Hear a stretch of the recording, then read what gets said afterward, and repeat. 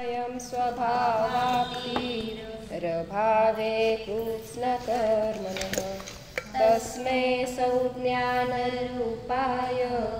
नमोऽस्तु परमात्मने नमोऽस्तु परमात्मने। जय बोलिए आचार्य भगवान पूज्यपाद भगवान की जय। इष्टोपदेश ग्रंथराज की जय।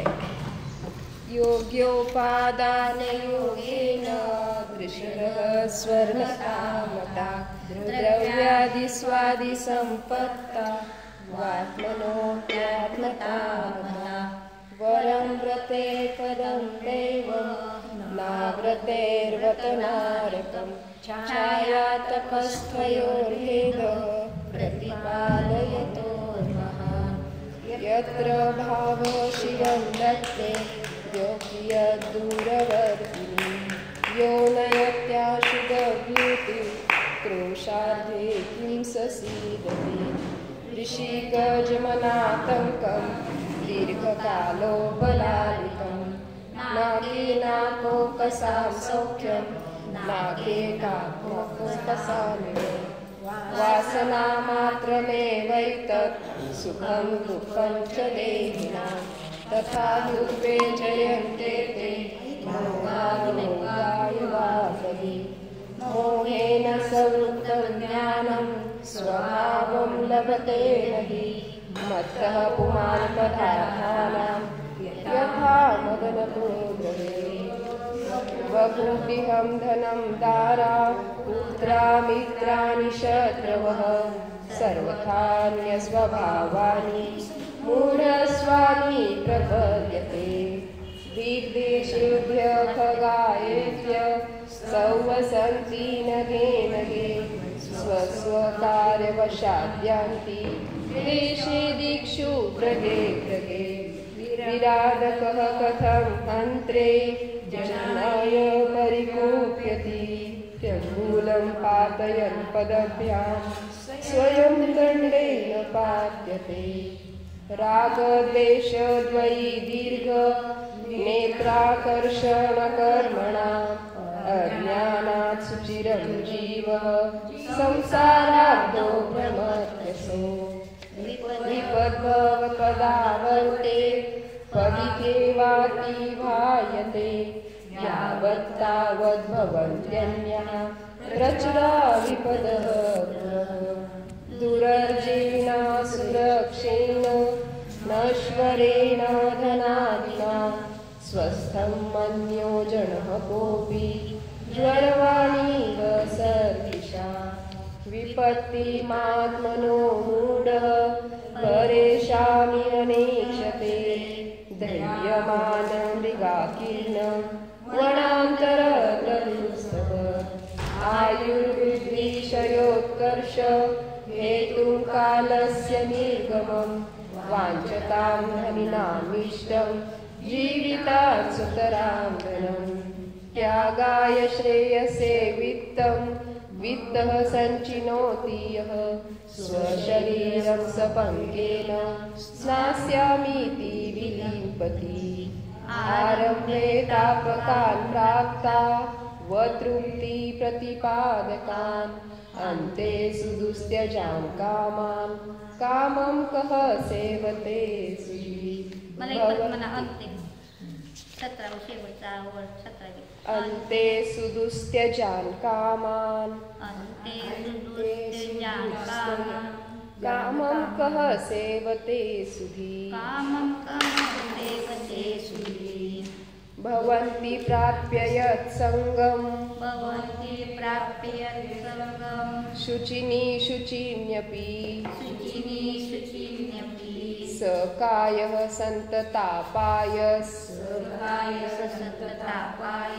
तदर्थं प्रार्थना वृथा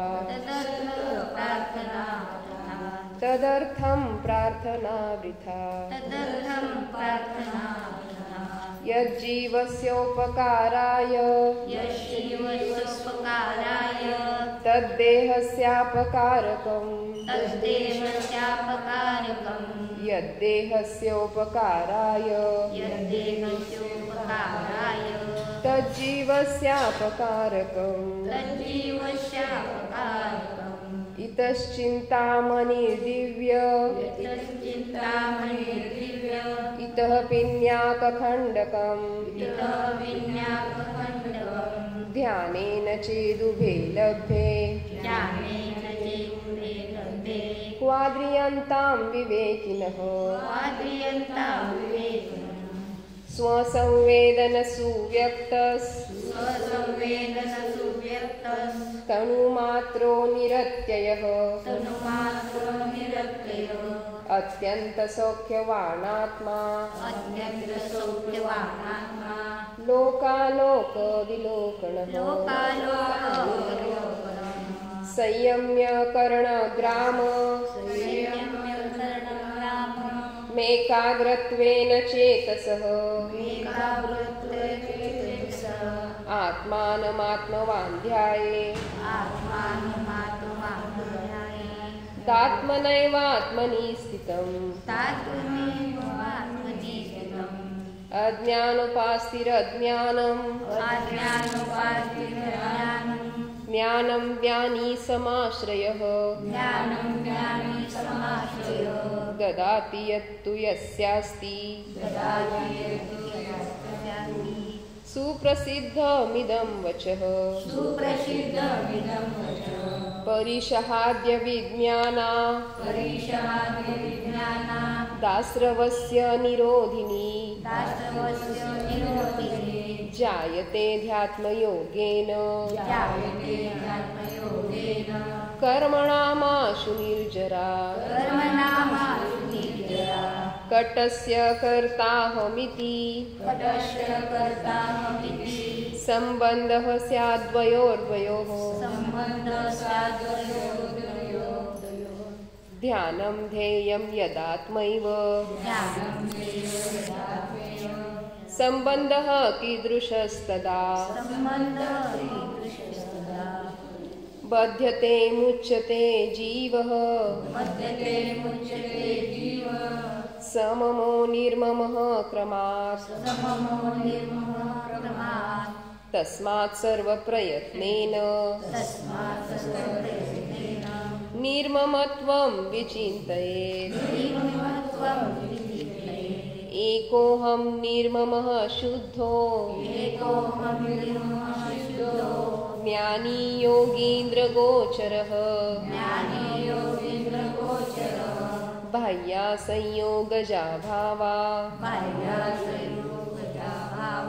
मत्तः सर्वेऽपि सर्वथा दुःखसन्दोहभागित्वं संयोगादिह देहिनां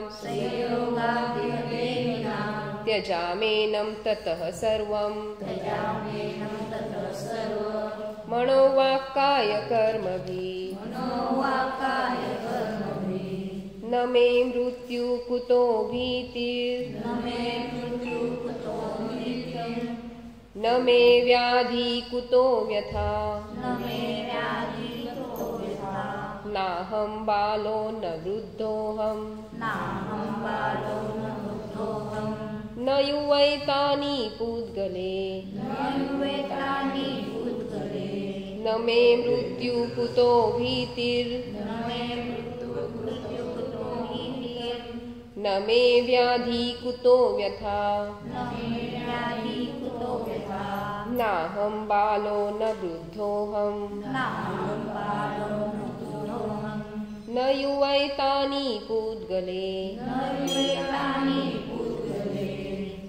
बघ काय सांगितले, न मे मृत्यू, मला मृत्यू नाही, कुतो भीती, मग भीती कशाची, भय कशाचं, न मे व्याधी, मला व्याधी अर्थात रोगही नाही, कुतो व्यथा, मग कुठली व्यथा, दुःख कुठलं, पीडा कुठली, व्यथा म्हणजे दुःख पीडा।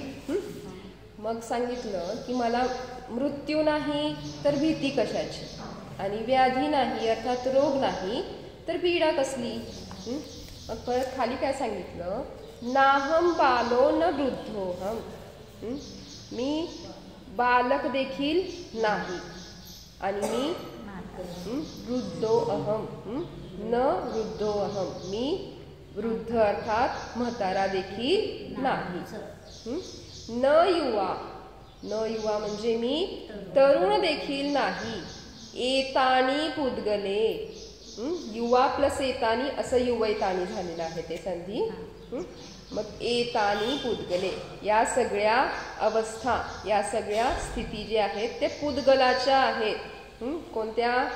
मृत्यू असो, व्याधी असो, बाल असो, वृद्ध असो किंवा तरुणपणा असो, ह्या सगळ्या कशाच्या अवस्था आहेत? पुद्गलाच्या अवस्था आहेत. पुद्गलाचे पर्याय आहेत. कोणत्या पुद्गल? तर काय सांगितलं की मला मृत्यू नाही, अर्थात सगळ्यात जास्त भय असतं मृत्यूचं. काल आपण बघितलं की म्हणजे जरा कोणत्याही जातीतल्या गतीतल्या जीवाला कळलं की तुझं मरण जवळ आहे किंवा आता आहे असं कळलं तर काय होतंय? खूप भीती वाटते. भयंकर त्याला भीती वाटते. मग त्यासाठी सांगितलं की तुला तुला नाही, मला मृत्यू नाही. तर मग भीती नाही.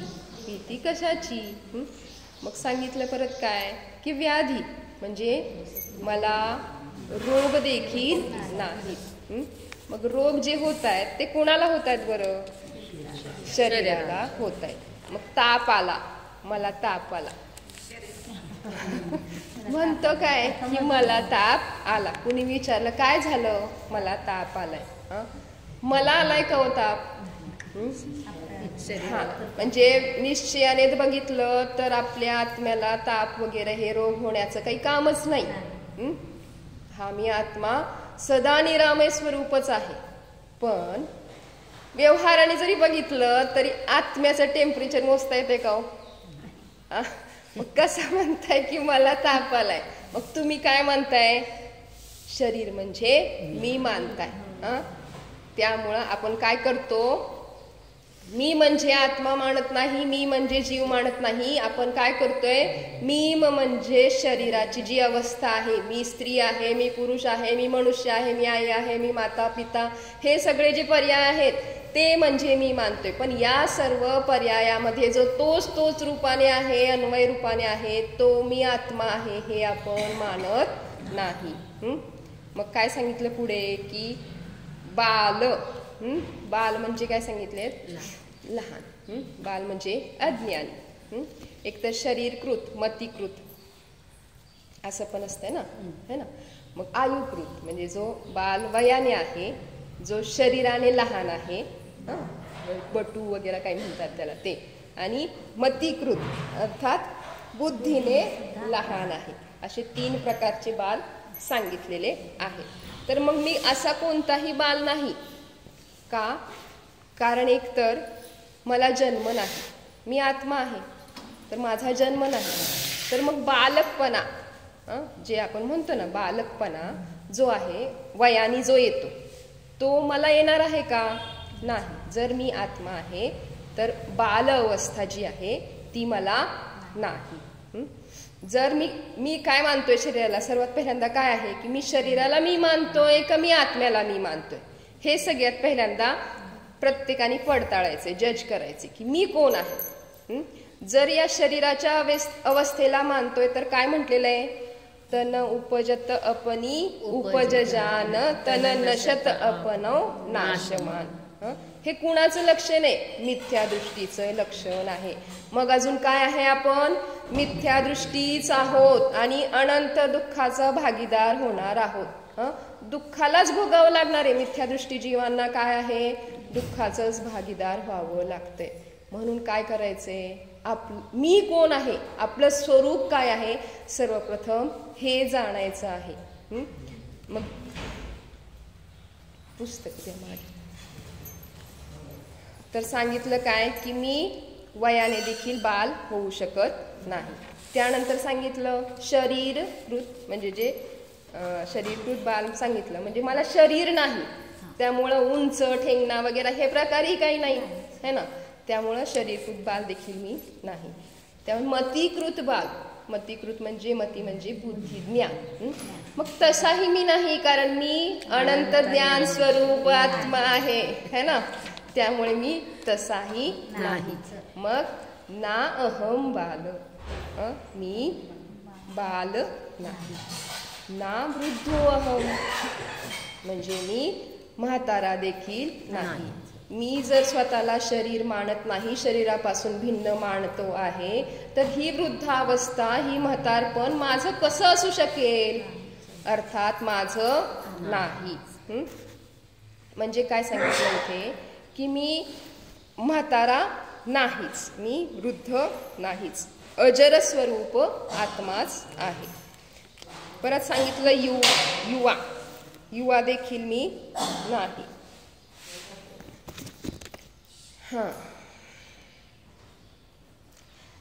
म्हणजे काय? युवा म्हणजे काय? ही देखील शरीराचीच अवस्था आहे. काय होतं, ज्यावेळेस बाल असतो त्यावेळेस ज्ञानाचा उपशम खूप असतो ना, मेमरी खूप असते, त्यांना सगळं ग्रहण करण्याची शक्ती. वृद्धावस्था काय होते? बसा की चटईत. वृद्धावस्था काय आहे? त्याच्यामध्ये शरीर क्षीण होते, मग ती देखील माझी अवस्था नाही. आणि तरुण अवस्था काय आहे? ज्यामध्ये सर्व इंद्रिय वगैरे सगळे असे म्हणजे सक्षम असतात, है ना. शरीर पण अगदी शक्तिशाली वगैरे असतं, म्हणजे सगळे खूप जास्त एक्साइटमेंट वगैरे ह्या सगळ्या ज्या गोष्टी असतात ते अतिशक्ती दाखवण्याचा प्रयत्न वगैरे ह्या सगळ्या गोष्टी कधी होत आहेत? युवावस्थेमध्ये. मग हे देखील माझ्यामध्ये नाही. का नाही? कारण ही अवस्था माझी नाही. हे जे काय अवस्थेपासून जो भिन्न शुद्ध असा मी आत्मा, हे आपण जाणणं गरजेचं आहे. एतानी पुद्गले, हे सगळ्या अवस्था कुणाच्या आहेत? पुद्गलाच्या आहेत, शरीराच्या अवस्था आहेत. म्हणजे हे जरी मृत्यू आलाय तरी कुणाला येणार आहे? शरीराला येणार आहे.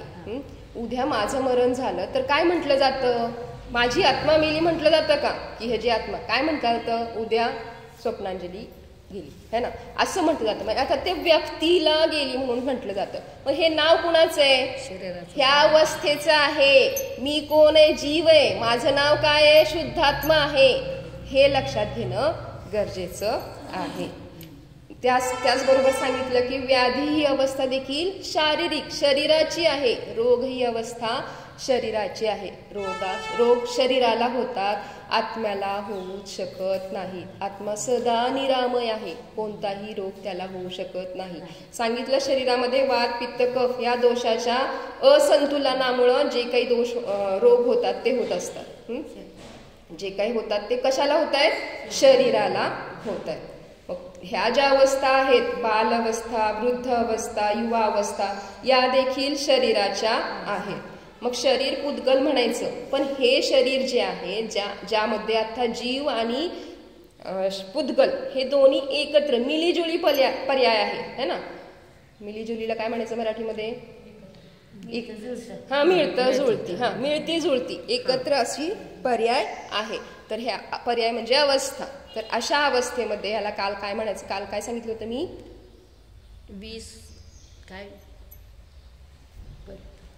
विसंगत स्वभाववाले असमान जाती द्रव्य पर्याय. असमान जाती द्रव्य अवस्था म्हणा, पर्याय म्हणा, काहीही चालतं. असमान जाती असमान जाती द्रव्य पर्याय. द्रव्याची अवस्था आहेत ती कशी आहेत? ती दोन्ही द्रव्य असमान जातीवाले आहेत. म्हणजे हे जे दिसत आहे ते पुद्गल आहे, ते काय आहे? अचेतन आहे, जड आहे. आणि हा मी आत्मा आहे तो कसा आहे? चेतन आहे. मग त्यामुळे असमान जातीवाले हे द्रव्य आहेत. म्हणून सांगायचं ही जी पर्याय, जोपर्यंत ह्याच्यामध्ये जीव आहे तोपर्यंत ही जी पर्याय आहे ती कशी आहे? असमान जाती द्रव्य पर्याय किंवा असमान जाती द्रव्य अवस्था. काही म्हणू शकतो, जसं लक्षात राहील तसं. पर्याय म्हणजे अवस्था हे लक्षात घ्यायचं आहे. ठीक. मग ह्यामुळं सांगितलेलं आहे.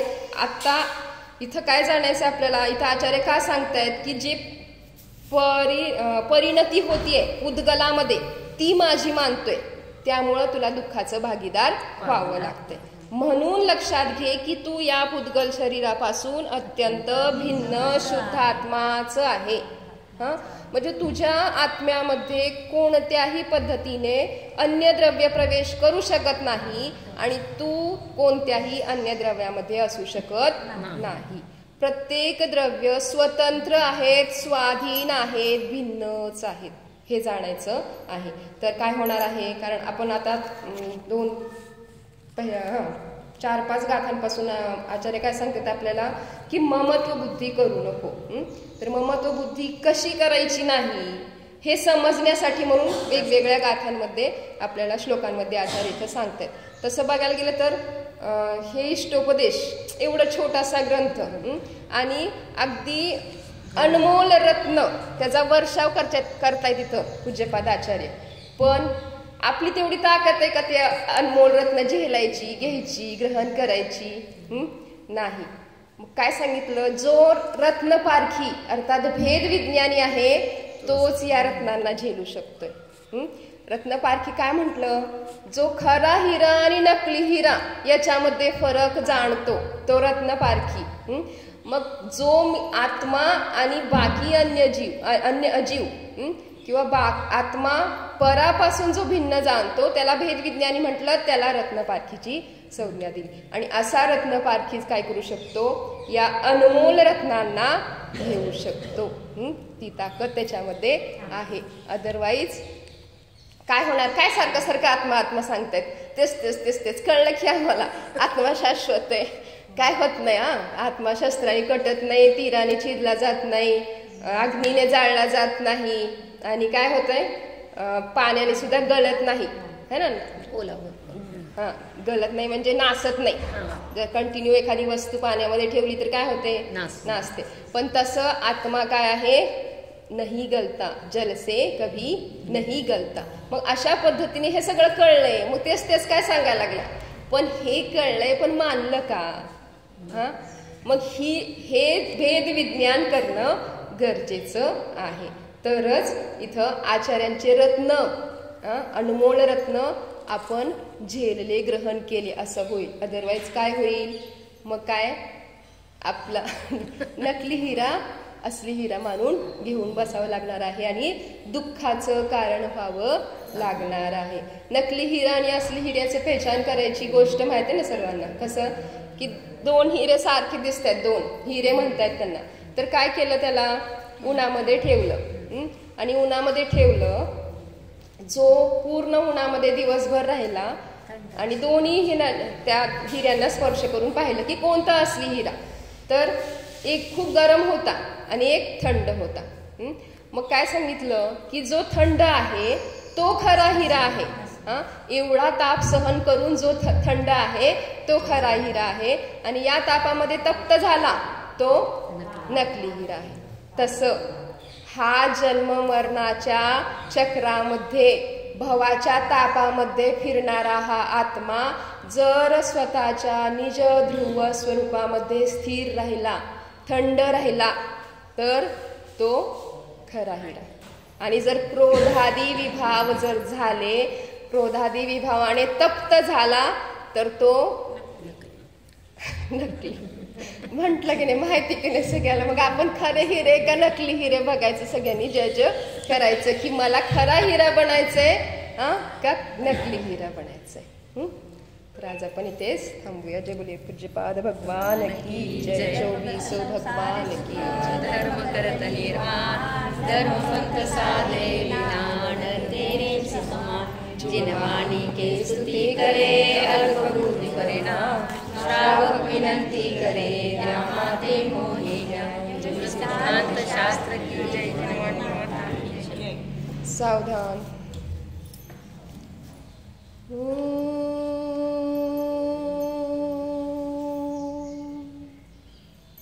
जाणा, हा मी शुद्ध चैतन्यमय जीवच आहे. हा मी जीव माझ्या भाव प्राणावर अर्थात चैतन्य प्राणावर जगणारा आहे.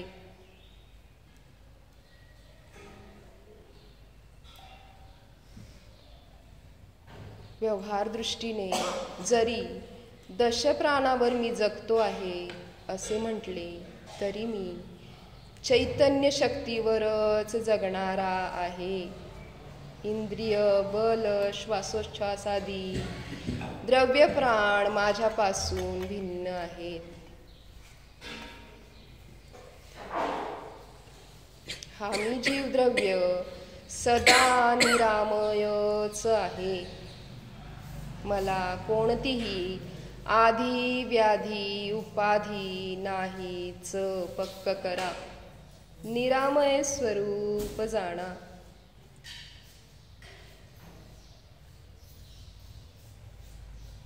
हा मी जीव अज्ञानी नाही बालक नाही. मी युवा देखील नाही वृद्ध देखील नाहीच.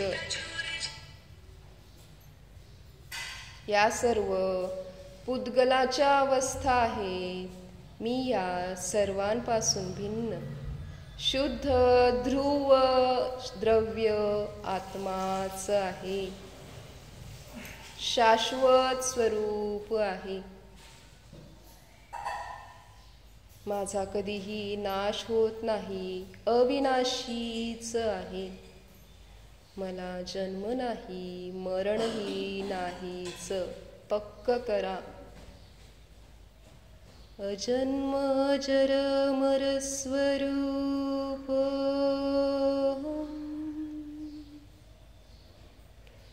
निरामय स्वरूप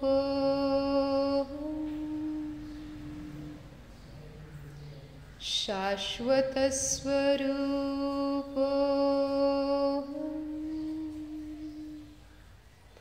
शुद्धोऽहं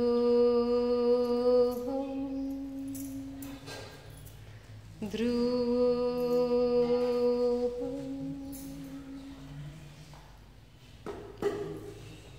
जीवोऽहं.